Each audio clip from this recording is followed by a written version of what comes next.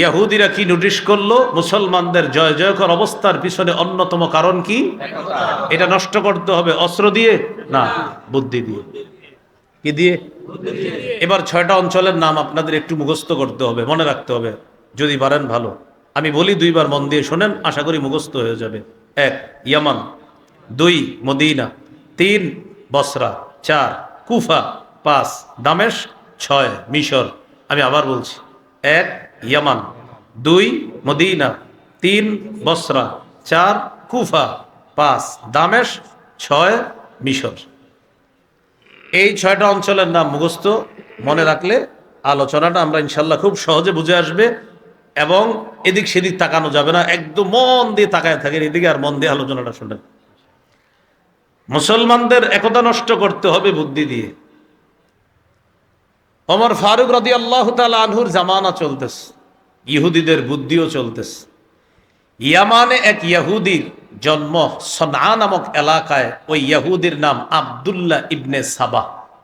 কি নাম? ইবনে সাবা, ইহুদিদের বড় আলেম। ইয়ামানের এই ইহুদি আব্দুল্লাহ ইবনে সাবাও চিন্তা ভাবনা করে এটাই পেয়েছে মুসলমানদের একতা, এটা হলো তাদের অন্যতম একটা বড় শক্তি। এই একতা নষ্ট করতে হবে বুদ্ধি দিয়ে। সে বুদ্ধি অলরেডি মাথার মধ্যে এনে ফেলেছে, এবং সে তার বুদ্ধি প্ল্যান সব সেট করে ফেলেছে। বাকি এখন শুধু এই প্ল্যান বাস্তবায়ন করার পালা। ইবনে সাবা চিন্তা করলো, আবু বকর সিদ্দিক রাদিয়াল্লাহু তাআলা আনহু নরম মানুষ হলেও ওমর ফারুক তখনও দুনিয়াতে বেঁচে আছে, আবু বকর সিদ্দিকের জামানায় কিছু করা যাবে না।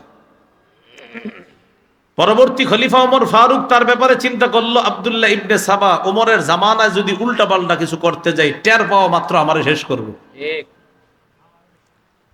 আব্দুল্লাহ ইবনে সাবা অপেক্ষায় রইল, দেখি ওমরের পরের খলিফা কে হয়। ওমর ফারুক রাদিয়াল্লাহু তাআলা আনহু শহীদ হলেন। শাহাদাতের আগে 6 জনের একটা কমিটি গঠন করে গেলেন, বলে গেলেন, আমার পরে তোমরা পরবর্তী খলিফা নির্বাচন করবা, তবে আমার ছেলে আব্দুল্লাহ ইবনে ওমরকে করবা না।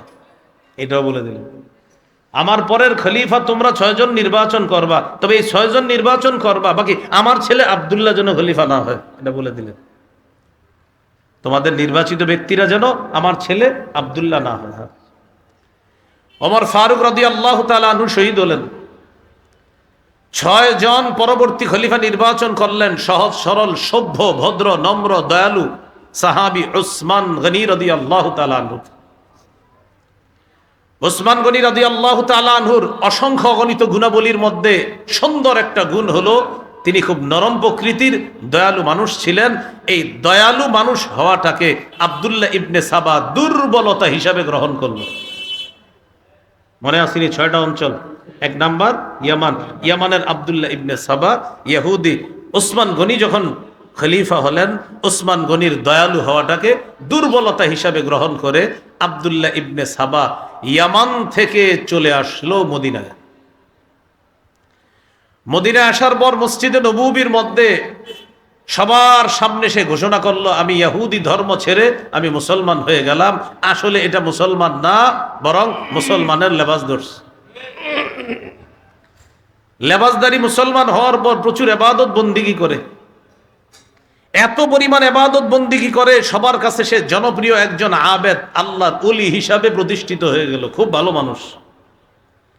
সে বুঝতে পারলো আমি এখন তুমুল জনপ্রিয় একজন ব্যক্তি। একদিন ওসমান গনি রাদিয়াল্লাহু তাআলা আনহুর কাছে গিয়ে বললেন, আমিরুল মুমিনিন, আপনার কাছে একটা কথা। আপনি যদি মদিনার ছোট্ট একটা দায় দায়িত্ব আমারে দিতেন, মানুষ যেই পরিমাণ আমারে বিশ্বাস করা শুরু করছে, আমি দায়িত্বটা খুব সুন্দরভাবে পালন করতাম যদি আপনি মদিনার ছোট্ট কোনো একটা দায়িত্ব আমাকে দিতেন। হযরত ওসমান গনি তার এই কথা শুনে বললেন, তোমার কথা থেকে ইহুদিবাদের গন্ধ বের হচ্ছে। কি বের হচ্ছে? গন্ধ বের হচ্ছে। নবীজির সাহাবীদের দিল কি পরিমাণ সাফ থাকলে কত সহজে বুঝে ফেলছে। এই কথা বলার পর আব্দুল্লাহ ইবনে সাবা বুঝতে পারলো, মদিনায় বর্তমানে আমার জন্য অবস্থান করাটা নিরাপদ না। কি থেকে কি ঘটে যায় সে নিজের ভুল স্বীকার করলো, যেন আমি সঠিক বলি নাই। সে মদিনা থেকে চলে গেল মক্কায়। মক্কায় গিয়ে ইবাদত বন্দিগি করে, এর মধ্যে মক্কার মানুষের কাছে একটা কথা ছড়িয়ে দিতে লাগলো। তার সর্বপ্রথম কথা, মানুষকে যেটা বলার পর একতা নষ্টের পিছনে তার প্রথম বুলেটটা সে ছাড়লো গিয়ে মক্কায়। কি বলে দেখেন? আচ্ছা প্রিয় মক্কাবাসী, বলেন তো হাশিমি বংশের দাম বেশি না উমাইয়া বংশের দাম বেশি? বুঝাইতে লাগলো। হাশিমি বংশ আমার নবীর বংশ, পৃথিবীর শ্রেষ্ঠ বংশ হবে, কারণ নবীর বংশ। আচ্ছা বলেন আপনারা, হাশিমি বংশের দাম বেশি না উমাইয়া বংশের দাম বেশি? মক্কার জনগণকে জিজ্ঞাসা করলো। মক্কার সহজ সরল মুসলমান সাহাবীরা বলতে লাগলেন, নিঃসন্দেহে হাশিমি বংশের দাম বেশি। এবার বলল, আলী রাদিয়াল্লাহু তাআলা আনহু কোন বংশের? তো তারা বলল হাশিমি বংশের। আচ্ছা হযরত উসমান কোন বংশের? বলল উমাইয়া বংশের। আলীর মতো এমন যোগ্য একজন মানুষ, শ্রেষ্ঠ বংশের আলী বেঁচে থাকতে উমাইয়া বংশের উসমান কিভাবে খলিফা হয়? এটা কোনো কথা? প্রথমে কেমনে বুঝাই নিছে দেখছেনি, মাইন্ডটা সেট আপ করছে কিভাবে। যেমন বললো হাশিমি বংশের দাম বেশি না উমাইয়া, তো বলতেছে হাশিমি। আচ্ছা আলীর কত জ্ঞান, মাশাআল্লাহ, সব ঠিক আছে। পরে বলতেছে হযরত আলী কার জামাতা? কয় ফাতেমা রাদিয়াল্লাহু তাআলা আনহার জামাতা। হযরত আলী কার বাবা? কয় হাসান হুসাইনের বাবা। হযরত আলী কার কন্যার জামাতা? কয় মুহাম্মদুর রাসূলুল্লাহ সাল্লাল্লাহু আলাইহি সাল্লামের কন্যার জামাতা। আচ্ছা হযরত আলী নবীর সম্পর্কে কি হয়? কয় চাচাতো ভাই হয়। কয় এতগুলা যোগ্যতার অধিকারী আলী দুনিয়াতে বেঁচে থাকতে উসমান কিভাবে খলিফা হয়? প্রথম টোপটা দিল মক্কায়। এই কথা বলার পর কিছু সহজ সরল মুসলমান বলতে মনে করতে লাগলো, ঠিকই তো, যেটা আপনারাও আমি যদি একটু বুঝাই তখন কবেন হ্যাঁ হুজুর ঠিকই কইছেন। আমি যদি এটা না বললে আপনাদেরকেও বলতাম, অনেকে বলতেন ঠিকই তো। যেমন যারা বেদাত সাপ্লাই করে মাইকের সামনে বসে, এই বেদাতিরা প্রথম 10 মিনিট আপনার সুন্দরভাবে আপনার মাইন্ড এমনভাবে সেট করবে, তখন বল মাথা লড়াইবেন এভাবে হ হ, এরপরেই বেদাতটা সাপ্লাই করবে। সহজে নিয়ে নেয় বেদাত। যেমন বেদাতিরা বেদাত করার আগে বুঝাইবো হযরত আলী আল্লাহু আকবার, আল্লাহ রাসূল সাল্লাল্লাহু আলাইহি সাল্লামের কন্যার জামাতা, আল্লাহু আকবার। তো আমরা তো স্বীকার করি এটা। নবীজির মেয়ের জামাতা, আল্লাহু আকবার। নবীজির কলিজার টুকরার জামাতা, জান্নাতের রমণীদের সর্দারনির জামাতা, জান্নাতের যুবকদের সর্দার হাসান হুসাইনের বাবা। এইগুলা আপনার সুন্দরভাবে বলার পরে বলবে যে হযরত আলী আর মুয়াবিয়ার মধ্যে কিছু একটা হয়েছে, এটা কি জানেন? তখন আপনারা বলবে, এটা বলার পর বলবে সুতরাং মুয়াবিয়া কাফের। নাউজুবিল্লাহ, জোরে বলেন নাউজুবিল্লাহ। এইভাবে দুর্বল দুর্বল কথা বইলা মুসলমানদের মাইন্ড সেট আপ দিয়ে আল্লাহ রাসূলের একজন জান্নাতি সাহাবীরে জাতির সামনে কাফের বলে ফেলে। এটা হলো বেদাতিদের একটা নিয়ম। বেদাতিদের এই নিয়মটা ঐতিহ্যগতভাবে পাওয়া, যেই পাওয়াটা তারা পেয়েছে আব্দুল্লাহ ইবনে সাবার তৈরি করা শিয়া সম্প্রদায় থেকে। ঐতিহ্যগত এই ধারাটা বর্তমান যুগের বেদাতিরা পেয়েছে। এখন অনেক বেদাতি মনে মনে বলবে, হুজুর এটা কারে বলছে? বেদাতিরে বলছি না, আপনি বেদাতি কিনা বলেন। যদি বলেন হ, তো আপনারই বলছি। আমি কি বলছি অমুকে বেদাতি? কিন্তু বেদাতি মনে করতেছে এটা মনে হয় আমারই কয়, তো আপনি বেদাতি হলে তো আপনারই কই। আমাদের এটা একটা সমস্যা। আল্লাহ আমাদেরকে বোঝার তৌফিক দান করেন।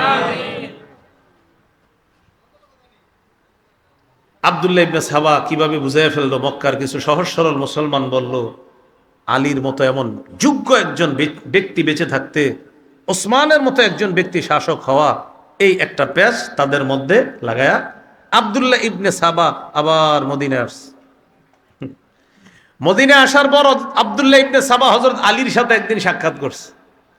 আলী রাদিয়াল্লাহু তাআলা আনহুর সাথে সাক্ষাৎ করে আব্দুল্লাহ ইবনে সাবা বলতে লাগলো, আপনার মতো এমন যোগ্য, এক বিচক্ষণ, এত বড় একজন আলেম, আল্লাহ রাসূল সাল্লাল্লাহু আলাইহি সাল্লামের জ্ঞানের যে ভান্ডার সেটা আপনার কাছেও আছে। হযরত আলী ফাতেমার জামাতা আপনি, আপনার মতো এমন একজন যোগ্য লোক থাকতে ওসমান গনিকে যে আমি মানি না এমন না, বাকি আপনি তো বেশি যোগ্য। হযরত আলী বলে ফেললেন, তোমার কথা থেকে ইহুদিবাদের গন্ধ বের হচ্ছে। সাহাবীরা শত্রু চিনতে সমস্যা করেনি।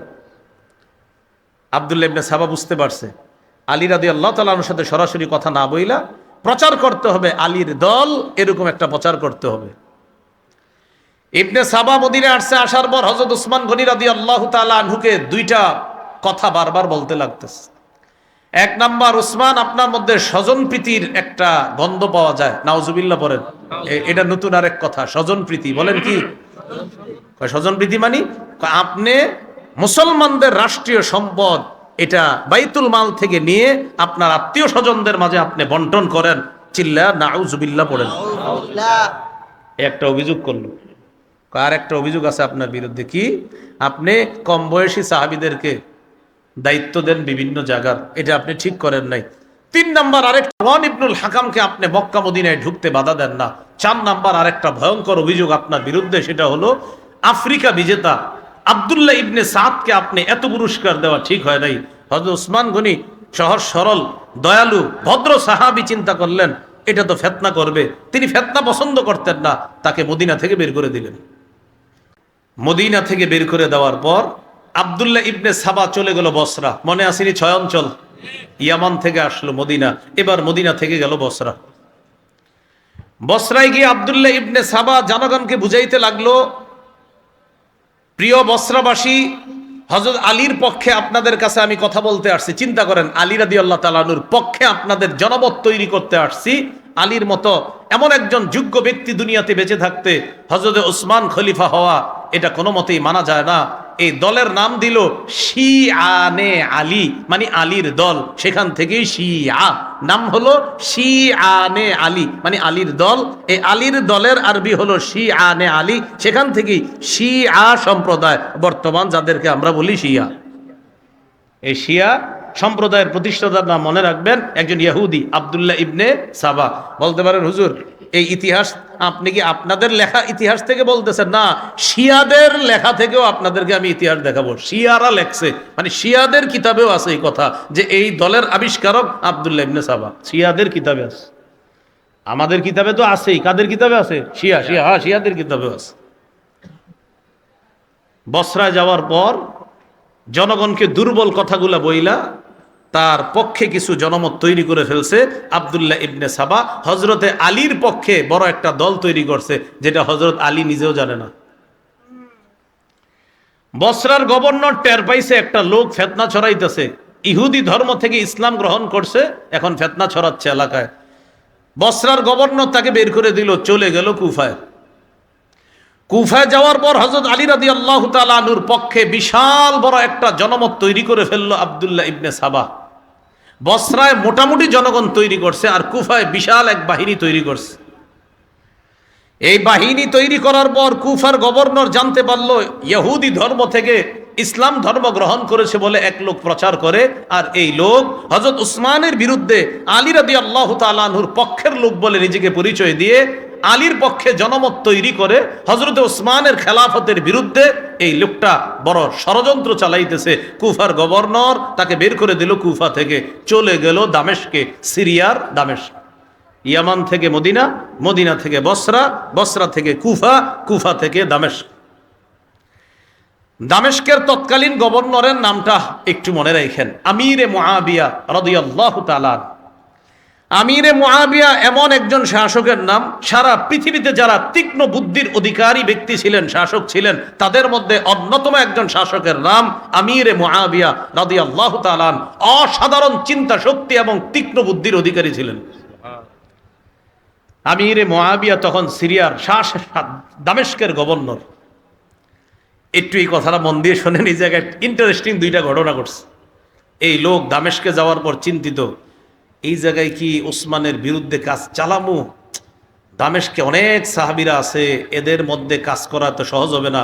সে মুসলমান পরিচয় দিয়ে ইবাদত বন্দিগি করে লম্বা সময় চলে যাওয়ার পর একদিন সে নিজেকে বুঝতে পারলো আমি অনেক জনপ্রিয় একজন ব্যক্তি, নবীজির সাহাবী আবু দারদা রাদিয়াল্লাহু তাআলা আনহুর সাথে সে সাক্ষাৎ করলো। আবু দারদা রাদিয়াল্লাহু তাআলা আনহুকে বলল, আপনার সাথে একটা গুরুত্বপূর্ণ কথা আছে।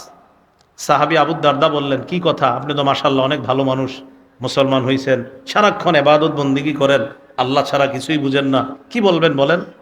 বলতেছে, মানে আমার মনে হচ্ছে আর কি, বলতেছে ওসমানকে আমি অস্বীকার করি না, কিন্তু ওসমান খলিফা ঠিক আছে, কিন্তু আপনার কি মনে হয় না হযরত ওসমানের চেয়ে যোগ্য হযরতে আলী? নবীর সাহাবী আবু দারদা বললেন, আপনার ভিতর থেকে ইহুদিবাদ এখনো যায়নি। আপনার ভিতর থেকে ইহুদিবাদ এখনো যায় নাই। আমি জানেন ইতিহাসের এই অংশগুলো অবাক হই, সাহাবীরা কেমনে, একজন তো আরেকজনের সাথে দেখাও হয় নাই, তো একের পরে কিভাবে বলে দিতেছে। টেলিফোনেরও তো ব্যবস্থা ছিল না, কিন্তু দেখেন বলতেছে আপনার কথায় তো এখনো ইহুদিবাদের গন্ধ রয়ে গেছে, আপনারা বলে মুসলমান হয়েছেন। আব্দুল্লাহ ইবনে সাবা বুঝতে পারছে এইখানে বেশি কথা বলা যাবে না।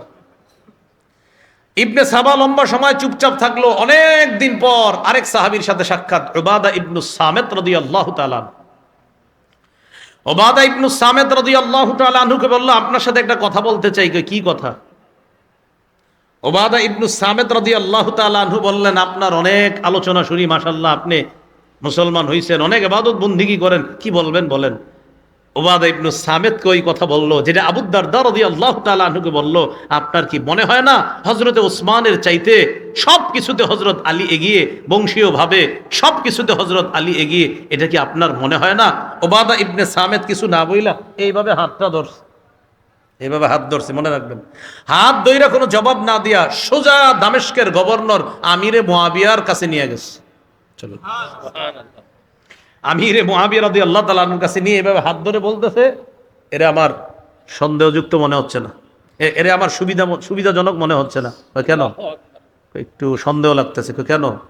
মুসলমান হয়েছে, ইহুদি ধর্ম ছেড়ে ইসলাম গ্রহণ করছে, কিন্তু তার কথায় ইহুদিবাদের যথেষ্ট গন্ধ এখনো রয়ে গেছে।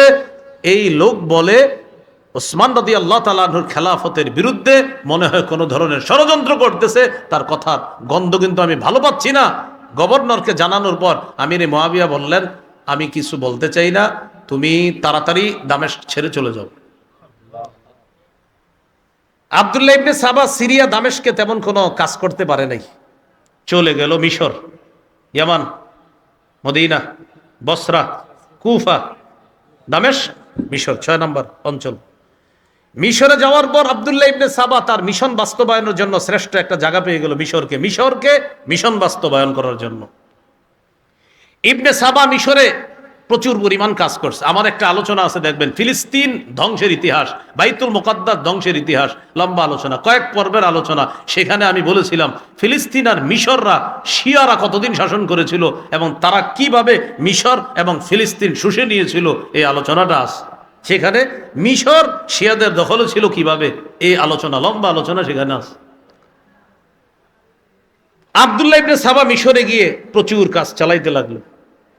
মিশরে কাজ করছে, করার পর আলী রাদিয়াল্লাহু তাআলা আনহুর পক্ষে বিপুল বড় একটা বাহিনী তৈরি করছে। তাহলে এবার টোটাল আলোচনাটা দাঁড়াইলো হযরতে উসমানের খেলাফত এটা সঠিক না, তার খেলাফত মানি না, হযরত আলীকে খলিফা বানাতে হবে, আমরা হলাম আলীর সৈনিক, মানে তাদের দলের পরিচয় হয়ে গেল শিয়ানে আলী, হযরত আলী রাদিয়াল্লাহু তাআলা আনহুর দল, যেটা হযরত আলী রাদিয়াল্লাহু তাআলা আনহু নিজেই জানে না।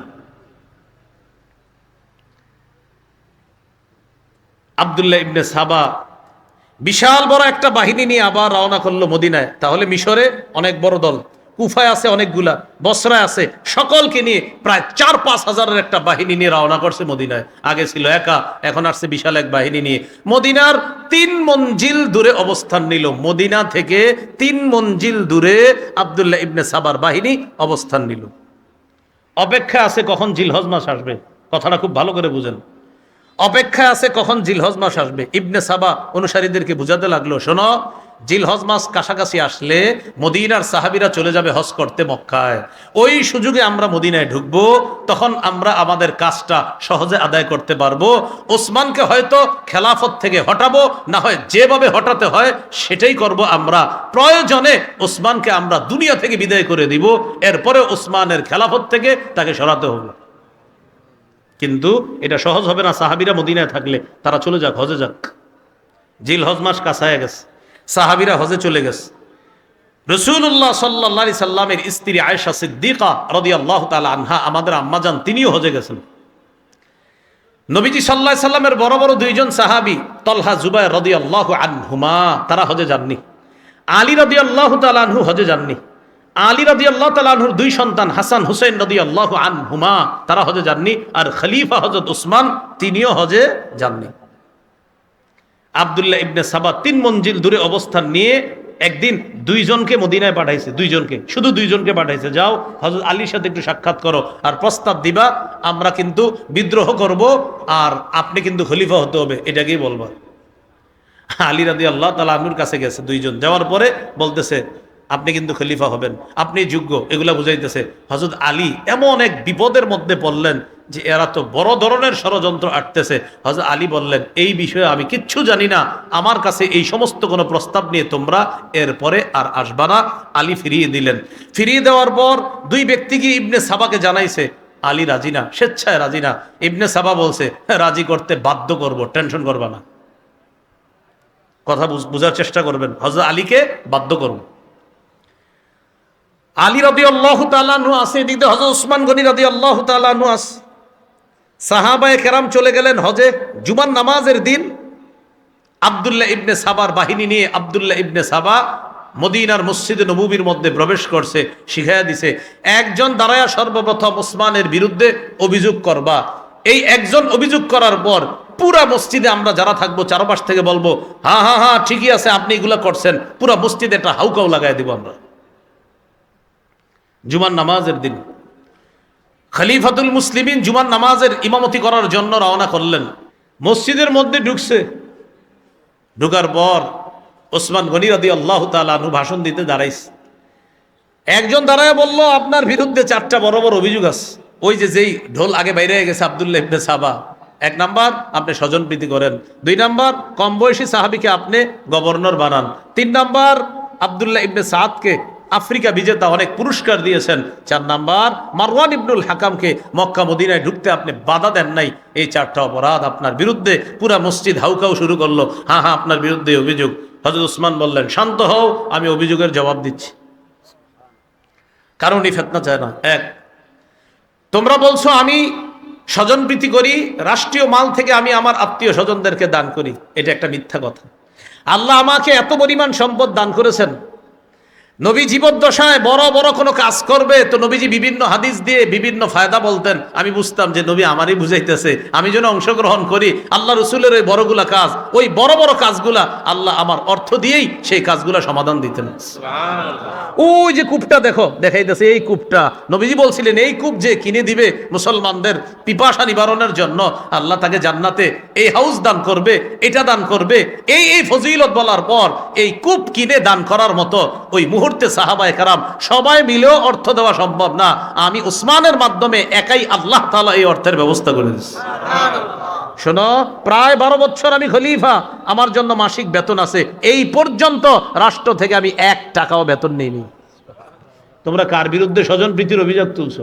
হ্যাঁ, আমি যে দান করি সব আমার নিজস্ব অর্থ থেকে আমি দান করি। বাইতুল মাল চেক করো, সেখান থেকে কোনো রকমের অর্থ কেলেঙ্কারি হয় না। চেক করতে পারো, খোঁজ নিতে পারো। আর স্বজনদেরকে যেটা, সেটা আমি নিজস্ব অর্থ থেকে দান করি। অভিযোগ নাম্বার 2, ছোট কম বয়সী সাহাবীদেরকে আপনি গভর্নর বানাইছেন, এটা একটা অভিযোগ করছে। মানে হে বুঝাইতে চাইতেছে আমার মতো মুরব্বী থাকতে আপনি এরকম ছোট ছোট মানুষকে এত দায়িত্ব দেন, এটা বুঝাইতেছে আর কি। হযরত উসমান গনি বললেন, ছোটদেরকে দায়িত্ব দিয়ে বড়দেরকে তার অধীনে করা নবীর যুগেই এই সুন্নত ছিল, আমি তো নবীর সুন্নত জিন্দা করছি। দলিল, উসামা ইবনে জায়েদ নবীজির নাতি। এই নাতির বয়স যখন 17, নবীজি উসামা ইবনে জায়েদকে জিহাদের ময়দানে নেতৃত্ব দিয়ে তার অধীনে বয়স্ক সাহাবীদেরকে আল্লাহ রাসূল পাঠিয়েছে। এই ঘটনা নবীর জীবদ্দশায় ঘটেছে। আমি কম বয়সী সাহাবীকে দায়িত্ব দিয়ে নবীর ওই সুন্নতকে জিন্দা করছি। সুবহানাল্লাহ। 3, আব্দুল্লাহ ইবনে সাদ আফ্রিকা বিজয় করছে। ভয়ঙ্কর অঞ্চল বিজয় করার কারণে আমি তার জন্য পুরস্কার ঘোষণা করছি অনেক। তোমাদের কথা হলো রাষ্ট্রীয় কোষাগার থেকে এত পুরস্কার না দেওয়া, ঠিক আছে পুরস্কার ফিরিয়ে নিলাম, ফিতনা করো না।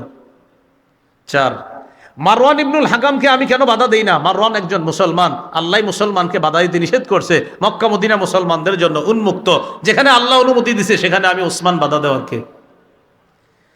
এই কথাগুলো বলার পরে মুসলমান যারা বিদ্রোহ করছিল আবার সহজ সরল মুসলমানদের মাঝে বুঝে এসে গেছে, না খলিফার তো কোনো দোষ নাই। ইবনে সাবা বিষয়টা বুঝতে পারছে, এরা তো সবাই আবার অন্যরকম হয়ে যাইতেছে।